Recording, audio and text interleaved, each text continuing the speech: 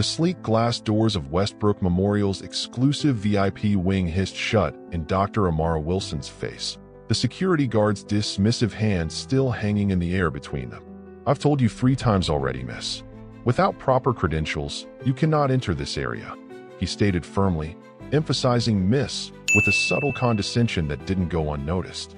Dr. Wilson glanced down at her simple blue scrubs, then at her ID badge clearly displaying Amara Wilson, MD, Chief of Neurosurgery, clipped to her pocket.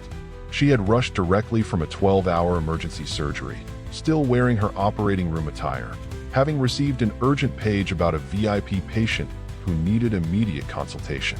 What happened next would send shockwaves through the prestigious hospital and become a social media phenomenon that would challenge the deepest biases in American healthcare. Dr. Amara Wilson had just completed a groundbreaking emergency surgery, successfully removing a complex arteriovenous malformation from a 9-year-old girl's brain, a procedure few surgeons in the country could perform with such precision. The child's life had been saved by mere millimeters and split-second decisions. Dr. Wilson's hands were still slightly stiff from holding microsurgical instruments in the same position for nearly 7 hours straight. She hadn't even had time to change or eat when her pager buzzed with 911. VIP wing.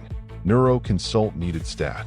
"Look, I understand hospital protocol," Dr. Wilson said calmly, her voice carrying the measured tone she used when teaching residents how to remain composed during surgical crises. "But I've been paged for an emergency consultation, and every minute we stand here arguing could impact patient outcomes." The security guard, Gerald Hoffman, a retired police officer who'd been working at Westbrook for nearly 8 years, crossed his arms. "Ma'am, I have strict instructions. The VIP wing requires special clearance badges, which are gold-trimmed. Your standard badge doesn't qualify, and frankly, you don't look like you belong here." He glanced meaningfully at her simple blue scrubs, which were wrinkled from the long surgery and bore small splashes of sterile saline. Dr. Wilson took a deep breath, conscious of the curious stares from passing hospital staff. At 37, she had grown accustomed to these moments, being mistaken for a nurse, an assistant, or even janitorial staff despite the credentials hanging around her neck. As one of only 3 Black female neurosurgeons in the state, she had learned to navigate these interactions with strategic patience. "Please call Dr. Richardson immediately," she requested, referring to the chief of medicine. "He's expecting my consultation on this case." "Dr. Richardson is attending to the congressman personally," Gerald replied with a hint of pride in being privy to such information. He specifically instructed that only pre-approved personnel are permitted entry. "Perhaps you could leave your recommendations with the nursing station, and someone appropriate will pass them along." Something in his tone, the way appropriate fell from his lips, caused a rare crack in Dr. Wilson's professional composure. She had earned her medical degree at Johns Hopkins while raising her younger brother after their parents' death. She had completed her residency at Mayo Clinic, graduating at the top of her class despite working night shifts at a convenience store to pay off student loans. She had pioneered a revolutionary approach to treating inoperable brain aneurysms that was now taught in medical schools worldwide. "Call Dr. Richardson now," she said, her voice dropping to the authoritative tone she used in the operating room when milliseconds mattered. "Or better yet, call hospital administration and ask them who Amara Wilson is."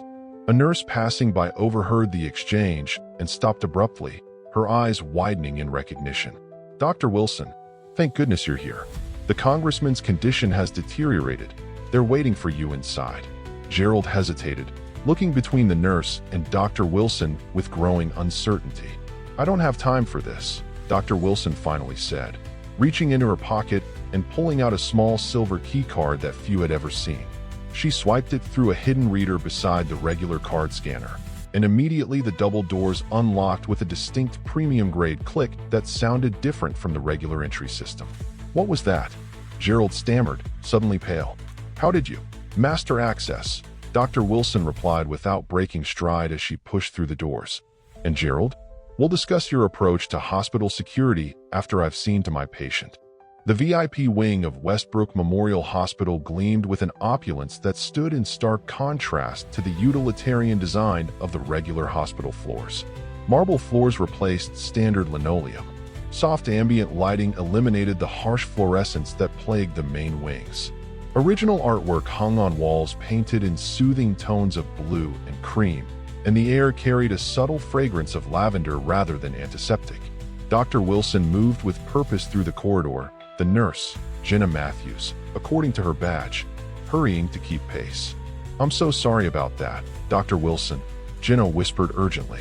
"Gerald's new to the VIP wing. Most of us know who you are, of course." "The congressman's status?" Dr. Wilson asked, bypassing the apology to focus on what mattered. "Sudden onset of slurred speech and right-side weakness approximately 28 minutes ago. Dr. Richardson ordered CT and MRI. Results just came back. They're setting up for a potential procedure now." They rounded the corner into a large treatment suite where Congressman William Hayes lay connected to state-of-the-art monitoring equipment. Dr. Jonathan Richardson, a tall man with silver hair and an expertly tailored suit beneath his white coat, looked up with visible relief. "Amara, thank God. We've got what looks like an evolving stroke situation. The imaging suggests a large vessel occlusion in the left MCA." Dr. Wilson moved directly to the imaging displays, studying them with practiced precision. "Has he received TPA? We were waiting on your assessment for endovascular intervention versus medication," Dr. Richardson replied. Given his history of... The suite doors burst open and a red-faced Gerald appeared, flanked by 2 additional security officers. "Dr. Richardson, I apologize for the interruption, but this woman breached security protocols to enter the VIP wing. She used some kind of override card that..." "For heaven's sake, Gerald," Dr. Richardson exploded. "This is Dr. Amara Wilson, one of the most accomplished neurosurgeons in the country. Sir, I understand she's a doctor, but proper protocols for the VIP wing clearly state..." "She's not just any doctor," interrupted a new voice. Hospital Administrator Elaine Connors had entered behind them, her typically composed demeanor showing rare agitation.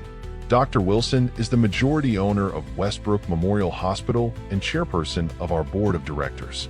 The room fell into a stunned silence broken only by the steady beeping of the congressman's heart monitor. Gerald's face transitioned from red to ashen gray in seconds. "Owner? But I thought Westbrook was owned by Heritage Healthcare Group." "Heritage Healthcare Group," Administrator Connors explained tightly, which was founded by Dr. Wilson's grandfather, expanded by her mother, and is now led by Dr. Wilson herself. She owns 57% of this entire hospital and personally funded the construction of this VIP wing 3 years ago. The congressman, despite his medical distress, gave a weak chuckle from his bed. "That's why I insisted on Westbrook, best neuro department in the country. Dr. Wilson saved my daughter last year." Dr. Wilson had barely looked up from the scans during this exchange. "He needs immediate endovascular thrombectomy. The clot is accessible, but we have a narrow window. Dr. Richardson, I'll need your assist. Let's move him to the neurointerventional suite now." As the medical team sprang into action, Dr. Wilson finally turned to Gerald, who stood frozen in mortification. "Mr. Hoffman, we value security at Westbrook, but never at the expense of patient care or human dignity. We'll discuss your approach after I've treated the congressman. For now, please return to your post and ensure that any medical personnel responding to emergency pages are given appropriate consideration regardless of their appearance." The next 4 hours passed in the focused intensity of a high-stakes neurovascular procedure. Dr. Wilson worked with balletic precision, navigating the microcatheter through the congressman's femoral artery, up through his aorta, and into the cerebral vasculature where the life-threatening clot had lodged in his middle cerebral artery. The procedure required absolute concentration, with each millimeter of advancement carefully calculated. In the observation room, Administrator Connors stood alongside the hospital's legal counsel, both watching not only the medical miracle unfolding, but also monitoring the growing storm brewing outside the hospital walls. The incident had already leaked to social media. A nurse's TikTok post describing how a black female neurosurgeon was blocked from saving a VIP patient in her own hospital had gone viral within the hour, accumulating over 300,000 views. Twitter was ablaze with the hashtag #DrWilsonOwnsIt, and 3 national news networks had already contacted the hospital's press office for statements. Inside the surgical suite, Dr. Wilson remained blissfully unaware of the digital firestorm. Her world had narrowed to the delicate dance between her instruments and the congressman's brain vasculature.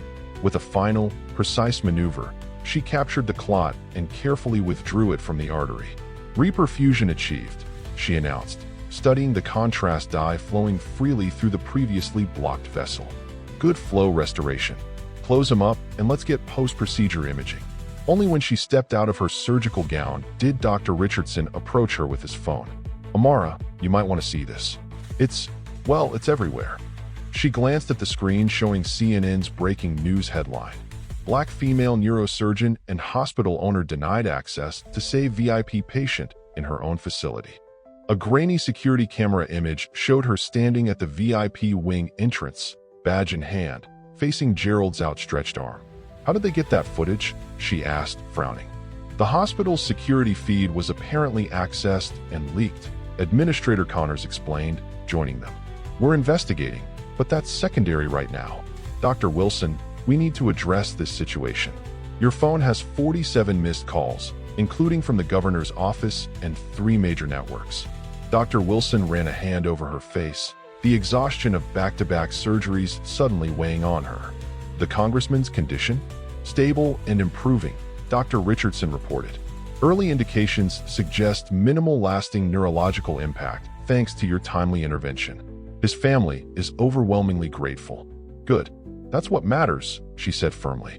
"As for the rest, prepare a simple statement acknowledging that an incident occurred, that we're addressing it internally, and that patient care remains our priority. No details about the congressman unless his team has authorized it." "The public wants more than that," Connors pressed. "This is becoming a major story about racial bias in healthcare. People are demanding responses." Dr. Wilson's expression softened slightly. "And they deserve one, but not a hasty reaction aimed at viral appeasement. We have an opportunity here to address something meaningful about healthcare disparities and assumptions, but we won't do it with sound bites while I'm still in scrubs." She checked her watch, almost 9 p.m. She had been awake for nearly 30 hours straight. "Schedule a proper press conference for tomorrow morning. I'll speak then, after I've checked on both the congressman and my pediatric patient from this morning. And Elaine," she added quietly, "please arrange a meeting with HR and Gerald Hoffman for tomorrow as well. This isn't just about punishment, it's about growth and education." As they walked toward the recovery area, Dr. Wilson's phone buzzed with a text from her brother. "You're trending on Twitter. Again. Can't leave you alone for one day without you becoming a national symbol for something." Despite her exhaustion, she smiled faintly. This wasn't the first time her presence had challenged people's preconceptions, and she knew it wouldn't be the last. By dawn, the story had evolved from viral social media phenomenon to legitimate national news. All major networks had interrupted their morning broadcasts with breaking updates on what they were now calling the Westbrook incident. Outside the hospital, a crowd of reporters and camera crews had gathered like a small army, their satellite vans creating a technological perimeter around the main entrance. Inside, Dr. Wilson had been awake for nearly 36 hours straight, checking on the congressman twice during the night and visiting her pediatric patient from the previous day's surgery. 9-year-old Lily was already showing remarkable signs of recovery, even managing to recognize Dr. Wilson and squeeze her hand, a neurological response that brought tears to Lily's parents' eyes. "You should get some rest before the press conference," Dr. Richardson advised, finding Dr. Wilson reviewing patient charts in her office. "You've been up for." "I'll sleep when my patients are stable," she replied without looking up, a response he had heard countless times over the years they had worked together. While Dr. Wilson focused on medicine, the hospital administration was dealing with the public relations aspect. Gerald Hoffman had been placed on administrative leave pending review, though his union representative was already arguing that he had simply followed protocol. More concerning was the leaked security footage, which violated multiple privacy policies and potentially HIPAA regulations given that patient information was visible in some frames. At precisely 10 a.m., Dr. Wilson stepped before the gathered media in Westbrook Memorial's auditorium. She had changed into a simple but elegant navy suit, her hospital ID still prominently displayed on her lapel. The crowd of journalists fell silent as she approached the podium, her presence commanding respect despite her petite stature. "Good morning," I'm Dr. Amara Wilson, Chief of Neurosurgery at Westbrook Memorial Hospital. She began, her voice steady and clear. I'd like to address the incident that occurred yesterday evening in our facility. She paused, surveying the room full of eager reporters. First, I want to assure the public that both patients central to yesterday's events, the young girl I operated on yesterday morning and the VIP patient I treated in the evening, are recovering well and receiving excellent care from our medical team. She continued, carefully choosing her words. What happened yesterday at the entrance to our VIP wing has sparked important conversations about bias in healthcare settings. As medical professionals, we carry an extraordinary responsibility not only to heal bodies, but to create environments where healing can occur without the additional burden of prejudice or assumption. The room remained captivated as she spoke without reference to notes, drawing on experiences spanning her entire career. I understand the public's desire to frame this as a simple story of ironic justice. The owner being denied access to her own building makes for a satisfying headline. But the reality is more nuanced and far more important. She outlined statistics about disparities in healthcare treatment and outcomes based on race and gender, contextualizing the incident within broader societal patterns. This isn't about ownership or title, she emphasized. It's about recognizing that excellence in medicine wears many faces, comes in many colors, and speaks with many accents. When we fail to recognize that, patients suffer. As cameras flashed and reporters scribbled notes, Dr. Wilson addressed the question of what would happen to Gerald Hoffman. Mr. Hoffman's actions yesterday will be addressed through appropriate channels, with the understanding that this is an opportunity for growth, not merely punishment. At Westbrook, we believe in second chances and learning opportunities. However, she added with unmistakable firmness, we also believe in accountability and change. The press conference concluded with Dr. Wilson announcing several initiatives that had been expedited in response to the incident. Mandatory bias training for all hospital staff, a review of security protocols, and the establishment of a new committee focused on healthcare equity. But perhaps most surprisingly, she revealed that Gerald Hoffman would be invited to participate in this committee, provided he was willing to engage meaningfully with the process. Exclusion rarely leads to education, she explained when questioned about this decision. Mr. Hoffman now has a choice, to retreat into defensiveness or to grow from this experience. At Westbrook, we're committed to growth. Behind the scenes, the situation was more complex. The congressman's family had privately suggested legal action against both Gerald and the hospital for endangering his care. Dr. Wilson spent considerable time convincing them that punitive measures would only detract from the more important conversation about systemic change. 3 days after the incident, Dr. Wilson invited Gerald Hoffman to her office, a space he had never entered despite years of working in the building. He arrived looking substantially diminished, the confident security guard replaced by a man carrying the weight of national scrutiny and professional uncertainty. Please sit down, Mr. Hoffman, Dr. Wilson said, gesturing to the chair across from her desk.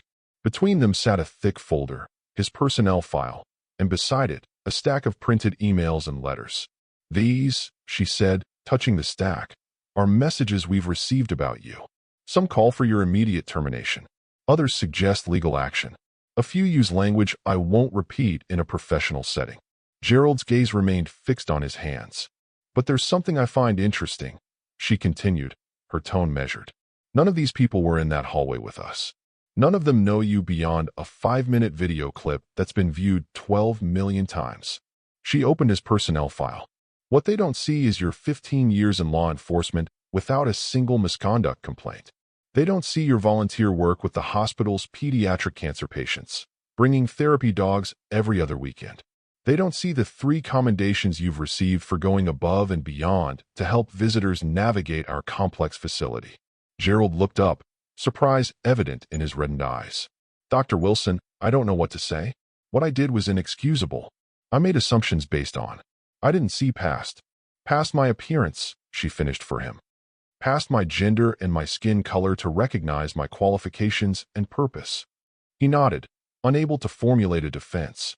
Mr. Hoffman, I believe that people contain multitudes. You can be both the compassionate volunteer who brightens children's hospital stays and the man who blocked a qualified doctor from reaching her patient based on biased assumptions. The question is, which version of yourself do you want to cultivate going forward? What followed was a 2-hour conversation that ranged from Gerald's upbringing in a segregated southern town to Dr. Wilson's experiences navigating elite medical institutions where she was often the only Black woman in the room. They discussed implicit bias not as an academic concept, but as a lived reality with tangible consequences. At the conclusion of their meeting, Dr. Wilson presented Gerald with 2 options: accept severance and leave Westbrook, or remain employed with a 6-month probationary period that included required participation in the hospital's new equity initiative and regular conversations with Dr. Wilson herself. "Why would you give me a second chance?" Gerald asked, genuinely perplexed. "You own this place. You could fire me with a word." "Because," Dr. Wilson replied, "medicine has taught me that healing is always preferable to amputation when the tissue remains viable. The question is, Mr. Hoffman, is there viability here?" ## lesson and message 39:41, 42:30, 200 words. 6 months after what became known as the Westbrook incident, Dr. Amara Wilson stood before a different audience, a graduating class of medical students at her alma mater. Her story had become a case study in healthcare bias and institutional response, but she wanted these future doctors to understand its deeper significance. The most profound lessons in medicine often come not from textbooks, but from moments of failure, our own or others, she told them. What happened at Westbrook revealed not just one person's bias, but the invisible architecture of assumption that shapes our healthcare system. She explained how Gerald Hoffman had become one of the most dedicated members of the hospital's equity committee, how security protocols nationwide were being reevaluated, and how patient outcomes had improved as communication barriers fell away. The true measure of leadership isn't in the power you wield when wronged, but in your capacity to transform moments of injustice into pathways for growth, she concluded. In medicine, as in life, we have a choice: to respond to challenges with punishment or with purpose. Choose purpose. Choose growth. Choose the harder path of transformation over the easier path of retribution. Because ultimately, we are all, every single one of us, both the problem and its solution, both the wound and its healing. As our story of Dr. Amara Wilson and Westbrook Memorial Hospital comes to a close, I want to thank you for joining us on this journey of reflection and growth. Stories like these remind us that the most powerful changes often begin with uncomfortable truths and the courage to address them. If Dr. Wilson's experience resonated with you, please take a moment to like this video and share it with someone who might benefit from her powerful example of leadership and compassion in the face of prejudice. Have you ever been misjudged based on your appearance or encountered bias in professional settings? Or perhaps you've realized you held biases you needed to confront. Share your experiences in the comments below. Your story might be exactly what someone else needs to hear today. Don't forget to subscribe to our channel for more inspiring real-life stories that challenge our thinking and open our hearts. Hit the notification bell so you won't miss our next video, where we'll explore another powerful story of resilience and transformation in unexpected places. Until next time, remember Dr. Wilson's wisdom. We are all both the problem and its solution, both the wound and its healing.